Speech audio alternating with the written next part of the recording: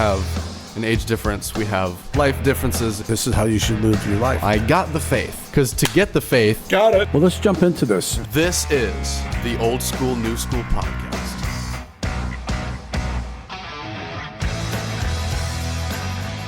5, 4, 3, 2, 1. There we go. How's it going, ladies and gentlemen? Welcome back to the Old School, New School podcast. I am Will Charles Egan, and as always, Chris Meekins. We're very excited about today's episode. Yes. We don't know why. We're just expecting it to be great. I think it's going to be, it's going to be a banger. It's going to be better than it was before we had it in our mind. Yeah, we came and we're like, what are we talking about? Well, the notes from the message didn't download. They didn't download, so we have to remember from our brain. And then we found Joyce's notes. She left them on the counter. Yeah, and I'm looking at these like... There's pictures. Show them the picture of the... Yeah, there's like a sun. There's everything. Flowers. It's cute. But man brain looks at it and goes, What is this? It's upside down. What is this? What am I looking at? Branches... EGR. I don't know. I don't even understand how you can write and listen at the same time. But women can do that. Women are far superior. I was doing it over there. When you were talking, I was typing at the same time. But that's why, like, you know how in courtrooms there's always the one person that's like typing? That's next level. And it's almost always women because their brains are just better. And people that at our old church, they had a signing ministry. Yep. And they would sign the whole message. Oh yeah, and they're a couple seconds behind. Right. So they're doing this. Yes. I can barely go 5, 4, 3, 2, 1, and listening to the message. Right. And they're doing the facial expressions. Yeah. You're like, how are you relaying that? Yeah. It's a level of skill that I only barely possess. Yes. I couldn't even. Yeah. Your skill is much more in just one-track mind. I can do one thing at a time. Making stuff up quickly. Right. I can make stuff up, but I can do something quickly. People accuse me of being filled with the Spirit, but some people say I'm filled with something else. But anyway. You're full of So today we were going to talk about the message, but it was John 15, which at one point in my life I had it memorized. I memorized John 15. Oh, that was one of your memorizations. And it's a great, okay. If you're looking for a chapter to memorize, it's the whole thing. Yeah. I am the vine. My Father is a vine dresser. Every branch in me that does not bear fruit, He prunes it. So, and did you memorize this translation? Yeah, I think so. Oh wow. Well, that's my Bible. Well, this is your Bible. That's an old Bible, man. This is the new. Oh, this is NASB. Yeah. Nice. Yeah. So anyway, why don't you start us off here? Yeah. So we wanted to talk. We were kind of in Jesus' name. What is that double picture on your shirt, by the way? Hey! It's a tattoo. The artist. He does some cool stuff. Okay. It's just if you want me to burn it, I can go ahead and burn it. I'm just saying, it's a Christian podcast, man. This is it's called Sullen Art Company. Whatever. We'll do it later. We'll burn it later. But we were spitballing ideas for this book that we're beginning the first steps of writing. We believe it's going to be really good. You're brilliant. This guy is really smart. I'm like, wow. How to pull that together out of what I said is amazing. Honestly, couldn't have done it myself. I mean, even yesterday as I was going through the outline, I've done, 7 chapters now. I was like, I couldn't have done this. Did I just do this? Did I really do this? Because I'm good at fiction, but I was like, I'm not going to be good at writing a nonfiction. This is going to be new, and I'm writing it out. And I'm like, oh, this is actually doable. Well, the great thing is that it's just things you know. Exactly. It's like, well, wait a minute. It's like I teach every week, and I've been getting some good comments back, and it's quit trying to teach something or quit trying to be some theologian and just talk about what you know. So talk about what true. You've been living. Yeah. And so we are hoping that this book is more like life experiences on how to hopefully finish well. I mean, we don't want to finish yet. Right. We're in the process of getting towards there. Towards finish. Yes. Towards the finish line. So. Yeah, because we're still spitballing like ideas for the title, and we have because it was the title and then colon subtitle. So we'll figure out how to write it all out to relate to the reader. Yeah, to relate to the Christian do we want to sojourner? Is that what they call him? Sojourner. Sojourner. Sojourner. Somebody who's traveling. Yeah. A Christian who's walking the walk. And we were talking about pruning, pain, because it's a tricky one. Because it's like, does God cause pain on his children? Right? It's like, well, I don't know. Maybe, does he just? Because people say, "Well, God was disciplining me," and I'm like, I don't know if it was, man, or God did that to you, right? And I'm like, well, it's a tricky one. I don't know if God did it, but because then you read in Job, and it's like that was the Satan or the accuser, Satan, whatever you want to call him, the enemy was in talking with God of like your guy Job, who's only singing your praises because you've blessed him. Rich, yeah, and God's like, if I was rich like that, I would be singing praises too. Oh yeah, and God's like, well, I can count on Job being faithful, come hell or high waters, and Satan's like, well, let me test him, and God said, I have faith. Go ahead, and so that raises a really interesting question about God's character. And about what he does or what he allows, because does he do it? Does he just allow things? It's really tricky. And we don't want to be theologians here and try and explain what is the fundamental nature of God's being with punishment and with wrath and with blessings. Or people that are chosen, that whole part. Oh my gosh. We just want to talk about, hey man, how do I get through today?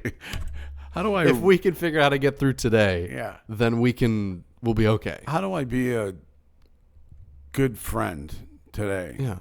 Without telling you that you're an idiot, How do I just fight the good fight? If I wasn't so gracious to you, you would not be my friend. Because it's like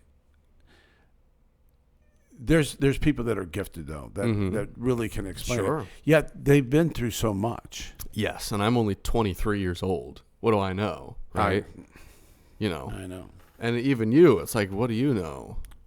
You're not quite there yet. I can guarantee you I am far from there yet.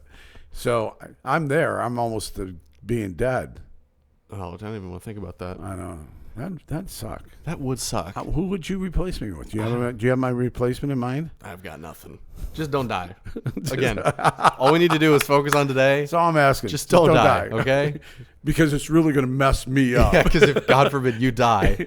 Then who am I going to get You know for what you're going to do to me? Think about me. Don't die. Quit being so selfish. Yeah, exactly. By dying. God, how selfish of you to die.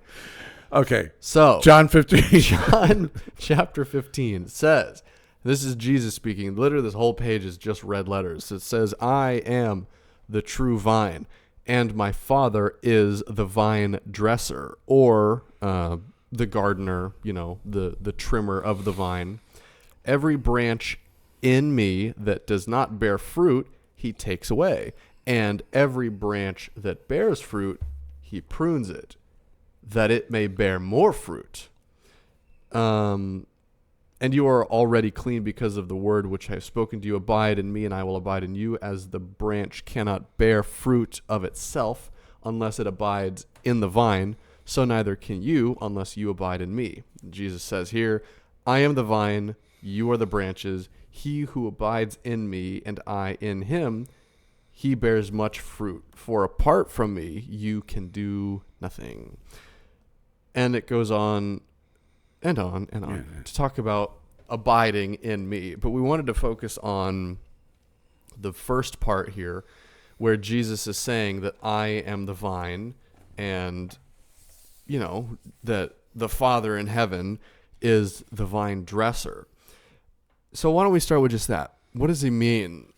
I am the vine, you are the branches. So we were talking a little bit about church service, and he was showing a tree, and the the different levels of the tree. There's the root, there's the trunk, there's the branches, and then there's the fruit. And so someone that has no clue what they're talking about, other than reading the Bible, I guess okay, we were talking, it's almost like those little suckers that come out of the tree, and they'll go, oh, you got to cut those back, otherwise it absorbs energy. Yeah. Okay, so once fruit happens, there's like the little, we'll just say a grape tree, grapevine. There's a little tiny branch, and when they get the fruit off after the harvest, they trim it all back to the, we'll say, the thicker branches. Yeah. To the branches. Yeah. And so they cut it back, because what it does is it absorbs the energy. All these little vines, that base has to get water to them and keep them alive. Well, you cut them back, and then this part gets stronger. It's kind of like an outside bush. When they're growing up higher, you cut off the top, and then they grow out sideways. Yep. So they become thicker. Yeah, we have my dad's place, there's a hibiscus tree, which is weird because hibiscus, you see them on like the side of the ocean, and they're just kind of like a mangy, weird, they got lots of branches that grow in weird ways. But this, we've had it there my whole life, and we've had it pruned in such a way that it looks like an oak tree. It's weird because they don't grow in that shape typically. But it's got this big trunk that comes up out of the ground, and then all up in the top is this big ball I used to have a tree house in there. I remember there was like this platform up in the front yard that I'd climb up on. We'd run around in the tree. It was a lot of fun. I'd always get up at the very top of the tree and look down at the neighbors and stuff. But now you can't even climb up in there because it's so thick, because every year they'll trim the top, they'll trim the sides so that all of the growth just grows inward now. Yeah. So you've pruned it in a certain way to grow to the fashion of your choice. Well, you were talking about when we were talking about the bonsai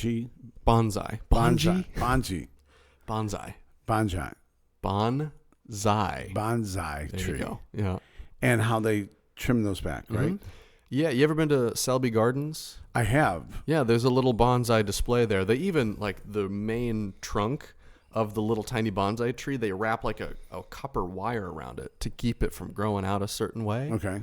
That is against what the vine dresser would want it to grow. Is that like those ones they have at Walt Disney World where they're like Donald Duck is the tree? You know, there's a bush that looks like... Oh, okay, kind of. Yeah, that's pruning. I mean, bonsai, the idea is to keep the tree small. Yeah. But yeah, you like trim the bush to look like Mickey Mouse's head, and then it just kind of stays in that shape, you know? And then they just maintain it. Maintain it. At that point, it hardly needs to have much trimming.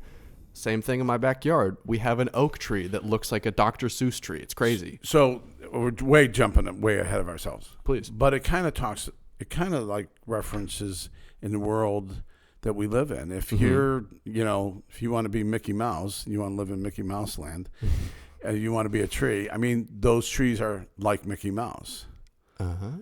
But you can come someplace else and it's like molded. So you are... pretty much molded by your environment. I'm making this stuff up as it comes out. In the right direction, I think. But you can be molded. Pretty much any kind of tree can be molded into what you want it to be. I mean, you're not going to do that with an apple tree. Maybe you could. I don't know. Totally could. No, you totally could. Like, we have an oak tree in my dad's backyard. It's so weird. Like, you know what an oak tree looks, right? Yeah, I mean, they're this big thing. and thick. It's so goofy look. It looks like a Dr. Seuss tree. It's got one trunk that comes up, and then there's just a ball of leaves. It looks like a giant lollipop, but it's an oak tree. Okay. And it doesn't grow out of that shape. It's been there for years, and it doesn't grow out of that shape. At that point, we literally don't even need to trim it anymore. We hardly do. It's one trunk and then just a big ball of like oak leaves. And it's like, what the heck is that? Well, we trimmed it in a certain way. Like if you can trim a giant bush into the shape of Mickey Mouse or Donald Duck at Disney World, wouldn't you want to be trimmed into the shape of Jesus Christ? Oh my gosh. With that, we're done. And we'll see you next week. But that's what we want to be, right? We want to model and look like Jesus. Right. Obviously, we are not literally Jesus. We're an oak tree or an apple tree or whatever. But don't you want to be shaped in the image of Jesus? Right. And so to go back to the verse, we want to, as believers, want to produce fruit. God's called us to be representations of him, to represent him in work and in play. And so when people see, and I think Bernard took a bite of the pear when he was there, he's like, wow, this is really good. Sweet. And so Yeah. Is that how we're going to? But let's go back to, let's describe the whole tree thing. So let's talk about roots. Okay. And so the roots pull the minerals and nutrients out of the dirt, which, first of all, that's amazing. I still don't understand how, but it's great. But it's like, you want to, you actually say, I don't believe there's a God. I mean, can you actually say that this little stick going into the ground with these little furry hairs on it pulls nutrients out of the dirt that make an apple? Yes. It or turns, a peach. Or it turns dirt into apples. Literally. It's baffling. It's crazy. We need someone smarter. We need Michael Muccio to come back. But when you think of that, and so think of the root system, and that is, and so Bernard was saying, 50% of the tree is below ground. What did he call it when it does both things? It grows up and also grows down. Mm-hmm. Yeah, there's a weird word for it. Tree something. It was a vegetation something was the word. It was a veggie-tail? It was a veggie-tail, yes. But if you look at an oak tree, which is really cool to think about, like the oak trees out in your backyard here, if you see how high it goes, the roots of that tree dig into the ground as deep. So you've got a oak tree there that is like 50 yards high. You've got roots going 50 yards down all the way into the bedrock, which is nuts to think about. And then you see, like in a national park where you see a tree. Oh my God! You'll see a tree. Yeah. Growing out of a rock. Yeah. And that those little roots around the that rock you can just snap off with your finger can break a rock in half. Slowly over time. Yeah. Give a root enough time, it can break a rock. Bitter root.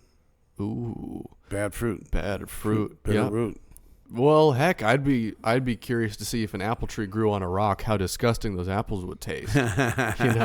Because it's not rooted in fertile soil. Yeah. You know. Well, What are you rooted in? There you go. Are you rooted like I have a little terrarium in my room. It's really cool. I'm kind of a nerd about like everything really, but ecology. I have in my room I don't know if you've ever done something like this in like science class, but it's a sealed glass jar with a bunch of plants in it with a lid, and I never open it. And it's self-sustaining. It's really cool, actually. So you've got rocks on the bottom. You are a nerd. I am a nerd. I'm like, I've never even heard of it. You've never done this before? We would do this all the time in science class. I was 9. Oh my gosh. But anyways, it's under a light. It's under constant light on my bookshelf. But yeah, it's got a couple of really big plants. It's got some smaller moss and stuff. But the roots go into the dirt, and it's glass, so you can see the roots. And it's really cool. I have seen that. Yeah. Yes. And so it's got a sealed lid on it. I only open it like once a year just to trim it so it still looks pretty. But other than that, I just said pretty. Ew. So it looks cool. But all that to say is that it's a really cool visual representation that I see every day of a root system digging through this dirt, pulling nutrients out. And it's crazy because you'd think, well, doesn't it need like constant watering? It's like, no, it's rooted in something that is self-sustaining. So roots, are you planted in good soil or bad soil? Because you think of that verse where it takes the seed and throws it on the trail. Some landed in the good soil, some landed in the rocky trail, and so they all. But the ones who were in the good soil grew up and became multiplied. Fruit. Yeah. So we as Christians, we have roots. What are your roots planted in? Yeah. What are they abiding in? One more thing before you explain that. Before you explain the question I didn't ask. In not Yellowstone, in the national park, what's those really big trees? The Redwood National Park? Redwood National Park. Been there. I've never been there. Oh, it's beautiful. Magic. I think crazy. I'm going there next year. You should totally go. I'm going to go. I just want to see it before I die, and then and then I have to go with you to make sure you go. But I've heard that the reason that they stand all those years and have lasted all those years is that the roots intermingle with the other roots, and so the whole forest is based integrated into each other. Yeah. So I was listening to Bernard talk about that today, and I was like, he's kind of right. He talked about the redwoods? He talked about the roots interlinking. Not and those big trees? Yeah.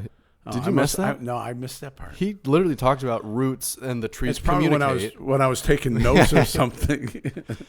But there's something called I'm about to have another nerd moment, the mycelial network. Yeah. So mushrooms, they're all... Listen, you could go find a third grader and replace me with. Shut up, Chris.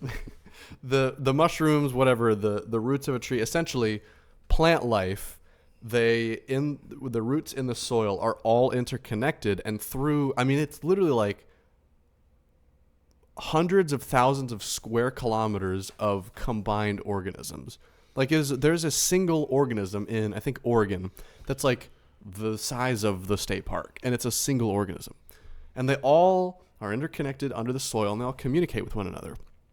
And what's interesting is when you're with your brothers and sisters and you're connected in the spirit, whatever storm that's coming up, whatever attack that's happening on one of the trees, it can then send something beyond our comprehension, some sort of signal into the roots that communicates with the other trees to let them know, hey, produce this, start moving that way, collect more sunlight, whatever it looks like, to warn the other trees, hey, this is a problem that I'm having, and let me help you prevent yourself from having the same problem. So do these things. Okay. And so in the same way, if you're all rooted in Christ and you're all communicating with one another, hey, here's a spiritual battle I'm going through. Here's my testimony. Here's what I did. And here's what you should do to avoid the same pitfalls.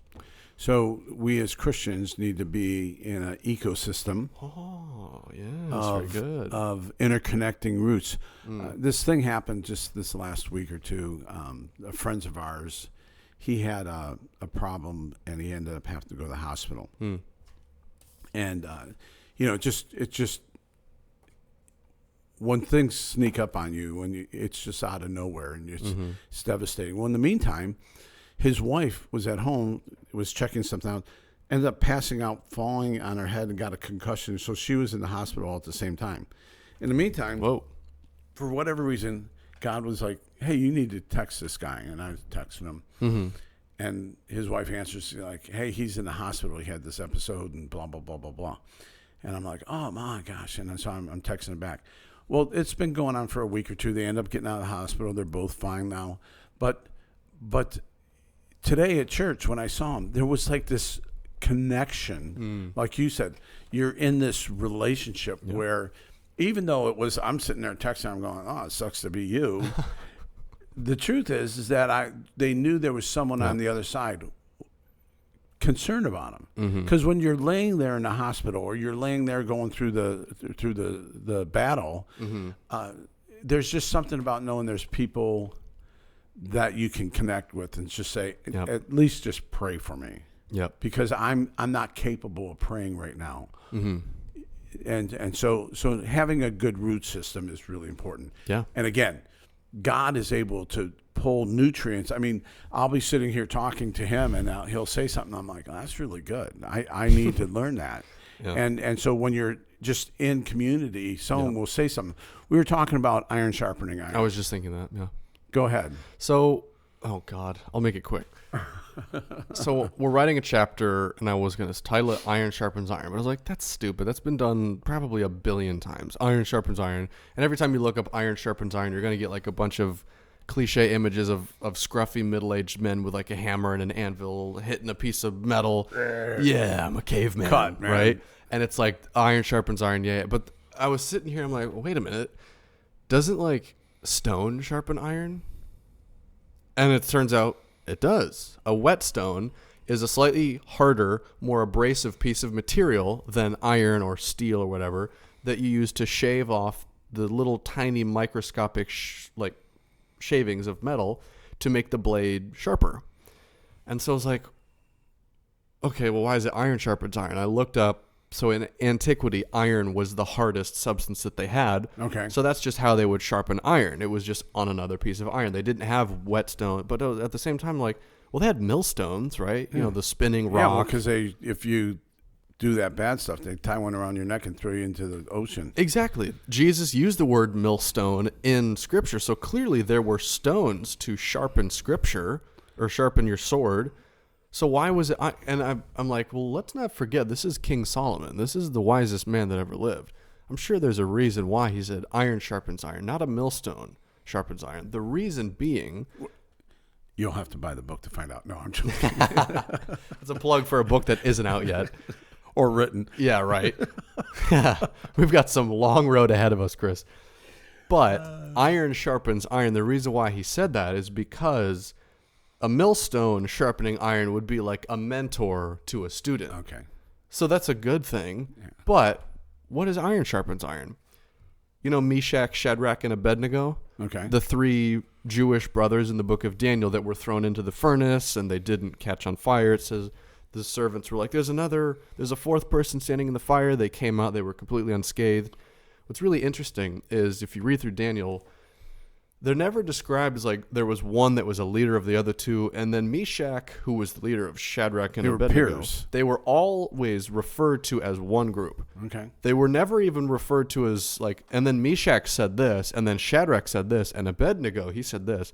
It would always say, and then they said, we will not bow down to your gods. It was never, he said, then he said. It was always the 3 of them said this. The 3 of them did this. They're all referred to as one. The reason being, they're like brothers that are standing side by side on one another. Okay. They're, you could probably reasonably say, in the same spot on their faith journey. They're all together. There's not one that's ahead of the other. There's not one that's behind the other. That is iron sharpening iron. The 3 of them are all in the same place with one another. Okay. And they're all able to, both being pieces of iron, sharpen one another. So that is, you know, community and fellowship with other like-minded peoples. Okay. Of course, you want a millstone to sharpen your sword. You want a mentor figure. But iron sharpening iron is having somebody with you that's in the same place you're at spiritually. Okay. All that to say. Next. So why don't we talk about trunks? Okay, I was. So let's talk about the trunk. So second is the trunk, the roots, the trunk. And what does the trunk represent when he was talking about it? Well, that is the core of a believer. That is the firm foundation. So you're getting your spiritual nourishment from being rooted in God. So what do you stand for? Okay. What directly comes from your spiritual nourishment? What do you, I don't want, what do you look, I mean, that's what you look like. That's you. That's you. When people see you, they see the trunk. They don't necessarily, they're like, wow, like an oak tree. You're like, wow, that's a massive right. trunk. Who is Chris? That's the core. At his core. That's your core. Okay. Who is Will at his core? Okay. This is what I stand for. This is what I believe. This is a oak tree. This is Yes. a apple tree. Yes. And obviously you can differentiate different kinds of trees by their fruit, but at your most fundamental core, what's directly being fed from the roots is your core. So that's where, you know, the place where sap moves up and down through a tree that provides the nourishment to the fruit from the trunk of the actual tree. It's what is at the core, you know? And we're so, again, you go to the whole God thing. Oh, yeah. I mean, here's this piece of wood. Right. Yeah, exactly. Which because we're so stupid, we just say it's a piece of wood. Right. But it's actually a living organism. This table. It's alive. This table. Well, this is dead. Well, it used to be like. But it was alive. This is crazy to me that this thing, this like whatever, would move nutrients through it Yeah. to the leaves of whatever tree this was. And you're like, this? How? This is just a piece of wood. It's like, Yeah. well, it was porous. It had little tiny holes that sap and water would move through. It would move this through that. And but how? God. That's all I know. And so when people look at us, we want them to see this body that represents God, that represents God's creation. And no tree is alike. No, there's apple trees, but never look the same. Right. And so then you have the trunk, which all the nutrients pass through Yep. to the branches, where the branches are what reaches out. Yep. Now, does everything come in from the ground? But didn't he talk about photosynthesis? Photosynthesis. Yeah, well, That's where the sun hits the which leaves. is crazy. The sun's crazy. The leaf absorbs sunlight. I still never understood photosynthesis. Even after biology, I was like, what? I only know the word. Chlorophyll would take the sunlight. More like borophyll. Yeah, I couldn't stay awake during biology. No, I actually do love biology. But it was taking sunlight from above and nutrients from below, and it's moving them up and down. And you're like, so what the heck? the branches bring out, again, there's an ultimate goal for this tree to produce fruit. Mm-hmm. To ultimately make more trees. Have seeds to reproduce, make more disciples, whatever that looks like. Johnny Appleseed, to wear a pot on your head and run around throwing apple seeds at people. That's the ultimate goal of the So you have these branches tree. then that break off from this trunk that carry the nutrients to the fruit, which then, then out of this branch, at the tip of the thing, a little flower pops out of there, which then out of that flower, it's pollen by a bee, which bees. Is another whole wasps, bees, ants. The story of bees is amazing. You used to have I bees. used to have bees, but it's like amazing what they do. Oh my God! It's the only food that's self-sustaining. It can last for thousands of years. Honey is incredible. It's incredible. Anyway, so they get to this flower, and I mean, we're talking basic here, okay? But it goes to this flower, then produces a seed that then turns into like an apple or into some kind of fruit. Have you ever had fruit trees in your backyard? I had one, but then nothing ever produced. Well, so my childhood home that I lived in for 21 years, it used to be an orange grove back in the day. All of my neighborhood, if you look at like aerial photo, I still have no idea where to find this. I'd love to find it, but there's apparently aerial photos somewhere on the internet. In the airport, and not in the library. Probably, yeah. Photo section. And so you look, and there would be just rows and rows of grapefruit trees and orange trees. And then I don't know how, but they kind of just abandoned the area. And then they started building houses. And then they left some of the trees there for some reason, which was always weird. But in our backyard, right behind our sliding glass door, there was a grapefruit tree. And then out in the backyard to the left, there was an orange tree. When I was a kid, every once in a while we'd pick a grapefruit, we'd pick an orange, and it was pretty good. But towards the end of its life, they got super bitter and gross. Because nobody cared for it. Because it was resentful, it was old, because it was bitter. Hey, I resemble that remark. But it was probably just becoming old and sickly. Yeah. And so you'd eat the fruit. It wasn't cared. It wasn't pruned. It wasn't nurtured. It was wild. Yeah. So let's go back to a Bible lesson here. Because what I wanted to reread here, verse 2, it's interesting because you could just comb through scripture and you're like, yeah, this is God is the whatever. But if you like read it word for word, sometimes you're like, oh my God. So verse 2, it says, every branch in me, so every branch that's rooted in Christ that does not bear fruit, he takes it away. So it's not producing any fruits of the Spirit. It's not of worth to God. It's not bringing anything, It's not bringing the kingdom any further. And bringing anything to the table, as we would say. Yeah. And then this is the crazy part. And every branch that bears fruit, he prunes it, that it may bear more fruit.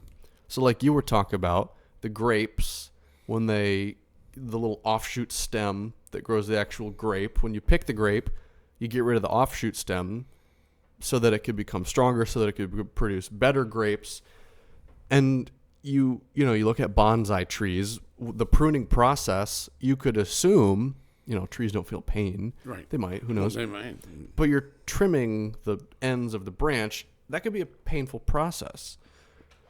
this harkens back to what we were talking about earlier about, like, does God allow pain and all this? And it's like, well, pruning a branch is cutting it. It's especially, this is the crazy part, and every branch that does bear fruit, he prunes it. So even more so, the good branches that are producing fruit, he's going to trim it so that it produces even better fruit. So when I am going through some struggles, does that mean that God loves me so much that he's making me stronger for down the road? He sees the part of your life that you're struggling in, or he sees the part of your life that you are most capable at that would produce the best fruit, and then again, does he enact the pain?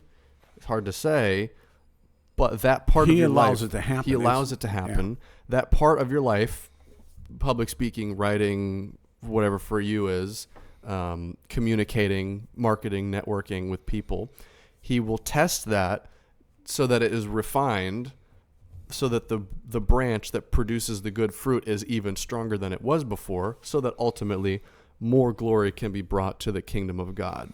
Well, you talk to anybody that's successful and they're like, well, you should have seen me when I first started. Yeah. Right? Yes. And they go through a series of, okay, don't do that again. Right. And that's just really pruning. Oh, yeah. Don't do that again. Oh, well, okay, you made a good, it's the same thing with like income. You made all this money, and then all of a sudden you're buying cars and boats, and all of a sudden you lose your job, and you're like, they were all on payments. I lost it all. Yep. You're like, okay, I'm not going to do that again. Mm-hmm. And so it's a pruning. Yeah. You're still alive. You're still well. So here we go. So there's a tree, and if you guys, anyone is one of my friends on Facebook, that's a platform that old people use. Oh, never heard of it. Never heard of it? No, never. It's called the Facebook. The Facebook, right. Yes. So anyway, I'll post it every couple of years, and there's on our anniversary. So when we were on our first date, mm-hmm. I'm trying to make this line up with what we're talking about. On our first date, we went into the metro parks. It's like thousands and thousands of acres of trails and trees in the middle of Cuyahoga County. It's like crazy. And so you went down there, and we were just taking this path, and I had my brand new Nokia cameras, 35 millimeter. Oh, camera? Yeah. Whatever. They were 35 millimeter, and I was trying to show it off and take pictures. And anyway, we have pictures of this tree, and they call them an Indian marker tree, where it went straight up, it snapped at some point, it went down, rounded up, and then went back up another 30 feet in the air. And so the round part was as wide as we both were. So I have pictures of Joy standing underneath it, and then she had pictures of me standing under it. Well, now when we go back up to Cleveland, we always go down there and we take a picture under the tree. Yep. And at our 25-year anniversary, we sent it out. A couple of years, we sent it out. Well, this year it's going to be 46 years in 2 weeks, which is crazy.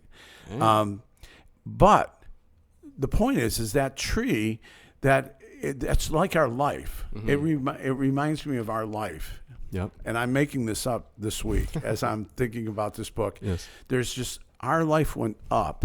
Uh-huh. And then at 21, 22 years old, it snapped off, and it grew when we got connected, and we were still alive. And you would think, oh, that branch is going to fall off, but no, God kept it intact. It grew together. It goes up and around, and it goes straight up. And God will take a broken tree and break it and bend it around and have a fully mature tree, and he'll do the same thing with you and me. I love that worship song. Obviously he takes what the enemy meant for evil and he turns it for good. And so I think of that tree, and I think of my life, that God broke it, but he can fix anything. Oh, yeah. And so when you go to pruning, we're thinking, this is horrible. I don't want this to happen. No, this is like actually the best thing that ever happened to me. Yes. Because there's going to be a day that you're going to be this, and you need to have these tools. And you will fall if you had not had that happen to you. I mean, because if you think you're just going to, I know all the answers to all things, now you got a pride problem. You've got a pride problem. And you talk to pretty much anybody that's been super successful, and they're like, well, like most millionaires have lost millions. Or most pastors say, well, or most people that written broke, well, I wrote it out of brokenness. Mm-hmm. I was broken. God taught me a lesson, Yep. and I wrote a book about it. Yes. I mean, I know tons of people. My roommate's grandfather, he used to be like a super successful, wealthy, secular business owner. And then, or no, he was a believer. That's right. And then like he lost literally all of his money and he was like almost homeless, from like millionaire to homeless. And he lost everything, barely able to make it by. Went and applied for a job, didn't get accepted at that job. They were like crying, just devastated. Well, thank God he didn't get that job, because had he gotten that job, he would have been limiting himself in what his ability was. And another opportunity came up and he made it all back, tenfold or whatever. And now he's like the most dedicated, godly millionaire you'll ever meet, which is, it sounds like a contradiction, right? Yeah. It's harder for a camel to pass through the eye of a needle than a rich man to get into the kingdom of heaven. But it's like, he had everything taken from him, and so he knows what it is to be in need. He knows what it is to be in plenty. I can do all things through Christ who strengthens me. It's like, you got to be at a place where you've been pruned hard, and you know what it's like to be able to withstand that kind of influence and not stumble. And so go back to my Indian marker tree with George. Even though the tree broke, the root system was well intact. Just the same. It was grounded. And so you can continue to grow. It's where your roots are. Yep. You've seen a tree blown over because of a tornado or a hurricane or a bad storm. Mm-hmm. And then the tree comes back. It's because the root system was strong. Yep. And so God will use these things in your life. He loves you so much that he prunes you so that you will produce better fruit. And so people will go, oh my gosh, that's, Jan. And she's just a beautiful person that just, I think of that with my wife. She could be the kindest person in the world. Has her life been perfect? For 46 years, I'm pretty sure no. Okay? And God has used me. Oh, high and mighty so Chris. So that she can be pruned. She's used the dunce that I am to prune her. But, you just don't wake up one day being married 46 years. I mean, it takes a lot of work. Yeah. And you get pruned over the years. You don't become a Christian of 25 years and just be able to teach and be able to have an answer for someone. You don't become a Christian counselor and have the answers without not going through that yourself. And I know what it's like to be there. I can help you. Yeah. Right. And you've done it with people even at your work. You've been there for 15 minutes now? Yeah, right. And so you're able to tell people because of mistakes you've made. Yep. And that guy's kind of like, okay, yeah, that's all done. Let's trim this back a little. Yep. Yeah, that is what the crazy part is, ultimately, is you don't have to be pruned by God. You really should. Like the trees in your backyard. But what is happening? But they had the most bitter, disgusting oranges you've ever had in your life. Right. Do you want that? Are you willing to endure a little bit of temporary uncomfortability to produce something long-term that is worthwhile? What was the verse he used? Good tree produces good fruit, and a bad tree produces bad fruit. I forget. There's a Bible verse. I should know that. I probably should. Well, you will know them by your fruit. Yeah. Jesus said.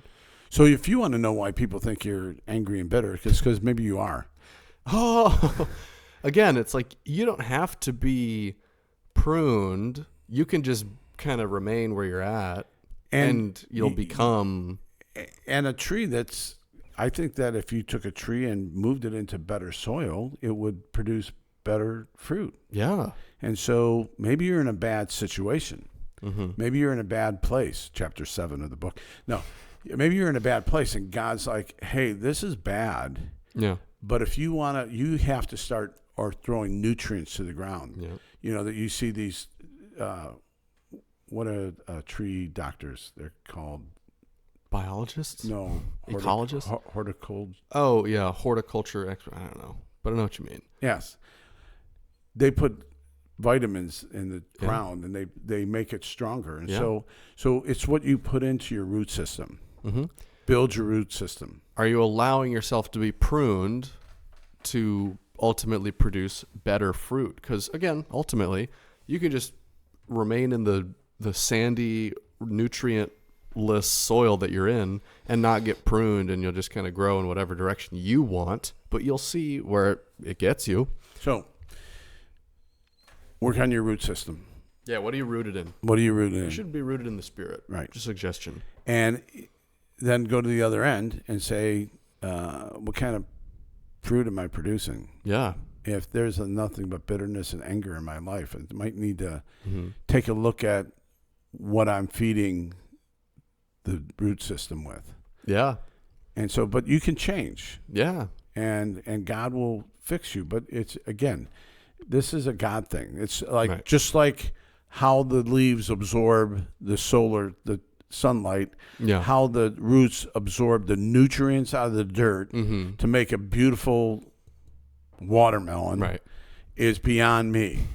You can't. But that's where God comes into the right. picture. You can't make a lemon tree produce limes. You can do whatever you want to that tree, but ultimately, at the end of the day, it's going to continue to revert back to producing lemons. But I know a God that made both the lemon and the lime tree, and he can do whatever he wants. And if you want to start producing good fruit, where are you rooted? Yeah. And what are you allowing to be shaped in you? And what are you fertilizing your roots with? And then at your core, your trunk, we don't forget about the trunk, your core will be stronger. You'll be fundamentally rooted in your Resistant. spirit. You'll be resistant to the winds of hurricanes and the things. You won't topple over. It's, again, what are you rooted in? What are you standing on? You standing on business? I don't know. You probably should be standing on business. Hey, any other further thoughts? I think we're good. What do you think? I think another one of life's problems solved, Chris. Well, keep coming back. Know that God, first of all, that God loves you, and if you're going through the suck, know that God's pruning you because He wants to produce more fruit, Mm-hmm. and that at the end of the day, you will represent Him, and people will be looking at you going, you might be one of the best people that I've ever met in my life, and you're like, I don't know how that happened. All I know is I dug into God. I pushed into God. Yeah, dude. Let God do His work. Go ahead. James chapter 1, verse 2 says, "Consider it all joy, my brethren, when you encounter various trials, knowing that the testing of your faith produces endurance. And let endurance have its perfect result, that you may be perfect and complete, lacking in nothing." Peace. Peace.